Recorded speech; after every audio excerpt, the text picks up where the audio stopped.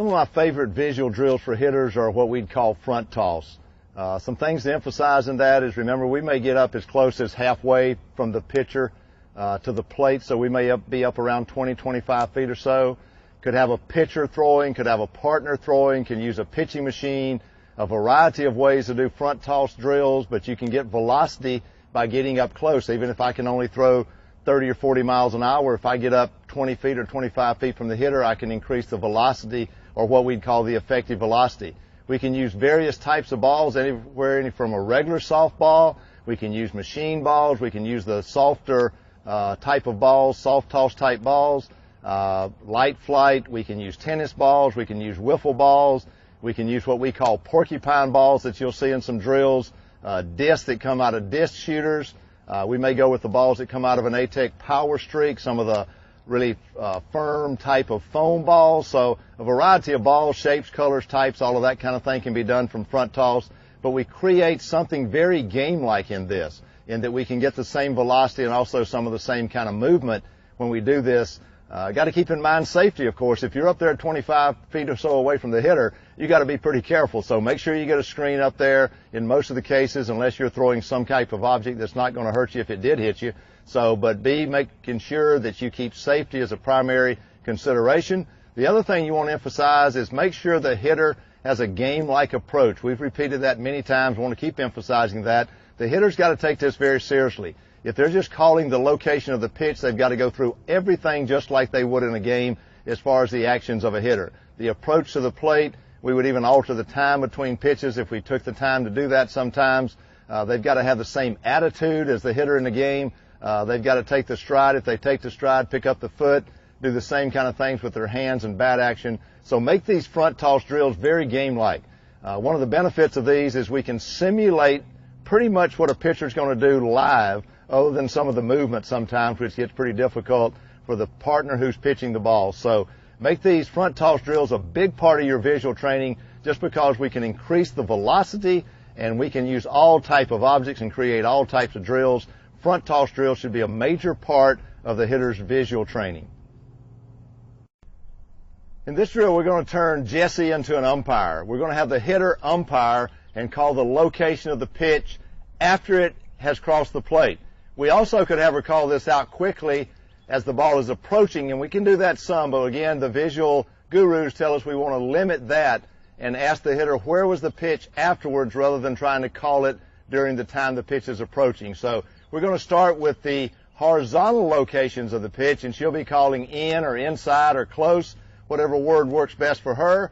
So we'll go like in, middle, out, and again, using her word to describe that location. We're not trying to clone their hitter vocabulary.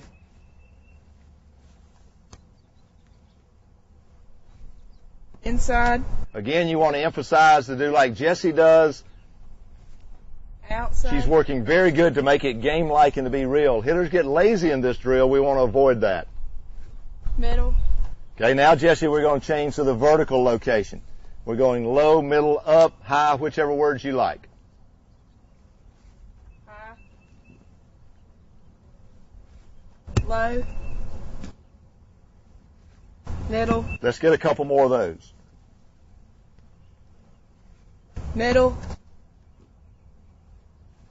Middle. And again, somewhere in here we would pause and discuss with Jessie, do we think she's right? Or we would use a catcher.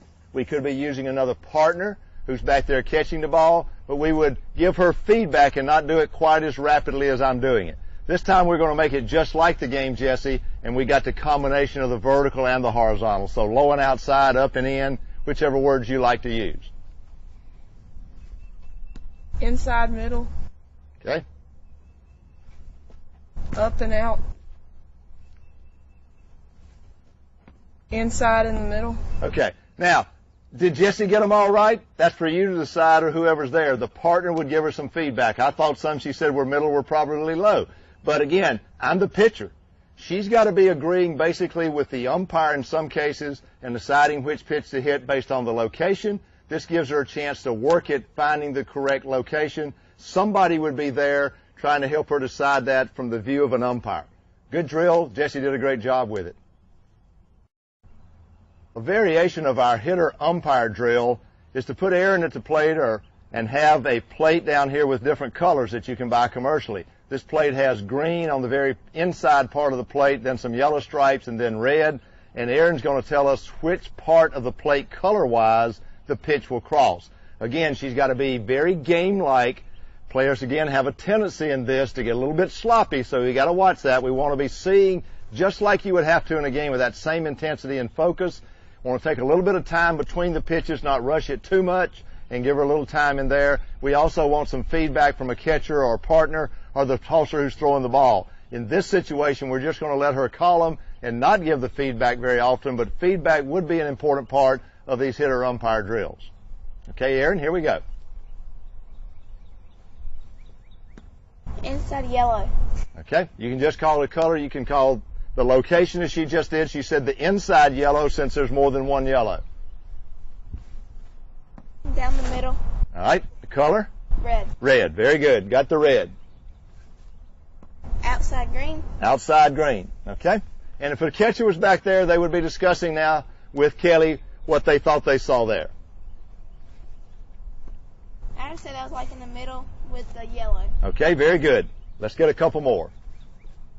Outside green. Okay, last one coming. Doing a good job. That was inside yellow. Inside yellow. Again, we're looking for the location. She's trying to see it as it comes, but not call it till after it's all over. Nice job, Erin. A good way to do the hitter umpire drill is to put some balls in front of home plate, and now Erin's going to have to tell us which ball our pitch comes over. Going closest to her is ball number 1, then 2, number 3, then 4, then 5 is on the outside corner. So Erin's going to be calling out a 1, 2, 3, 4, or 5. Again, the ball could cross between them or something. She may say right in between 1 and 2. We're just trying to make sure she's focusing on the location. Here we go. In the middle of 3 and 2. Okay, she said it's in the middle of 2 and 3. All right. 3. All right, very good job. We'd also have a catcher or partner here, or the tosser will help her evaluate whether she's right or wrong, giving her feedback. I'm not sure. Not sure, and that's going to happen sometime. And that's good that it shows up in this program with the hitter not sure quite where it was. The ball was high and she kind of gave up on the horizontal location once she saw it was not a good pitch. We want to focus on one specific part of the hitting here, which right now is the vertical location. So we want to try to get all of them, but it's going to happen when you don't. Over 3. Over 3. Good job. I'd have to say over 3 and 4. All right, 3 and 4. That was that high pitch that she kind of gave up on a while ago. That time she did a great job focusing. Here comes the last one. Over 1. That was a 1. Nice job, Erin.